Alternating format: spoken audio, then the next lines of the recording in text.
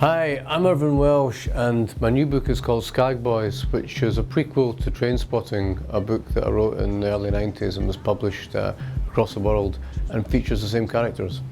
It charts the journey of kind of Renton, Begbie and Spud, and from being these kind of boys about town who are doing their own stuff. You know, they're very big, particularly Renton and his pals are really big into Northern Soul, and they're big into music and punk and all that, and that's their kind of driving force. And then they get from there they get into kind of drugs, kind of speed and stuff like that, and then it's like they get enthralled by particularly Renton and Skagboys, they get enthralled by the heroin scene, and the community starts falling apart, and their families start falling apart, and their own lives start falling apart. So it kind of knocks on from there.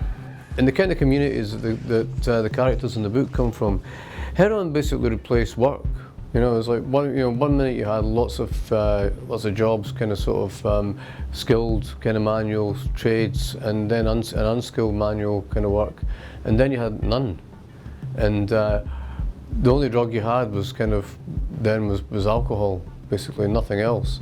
Then suddenly you had everything else. You had a massive flood of imported Pakistani and Afghanistan heroin, and heroin basically became not just the way that people kind of diverted their attention from the kind of the boredom and the misery of having nothing to do, but it also became the economy. It became the heroin, and then cocaine, ecstasy.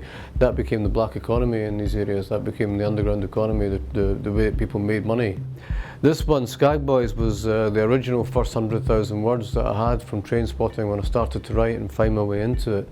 And I just never knew what to do with it. Basically, I finished the book by kind of cutting into the middle and tacking on this heist ending.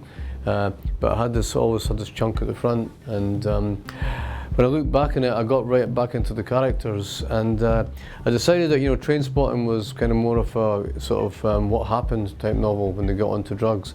This had to be more about why, how did they do it? What were the things that kind of in their lives that led them to that kind of down that path.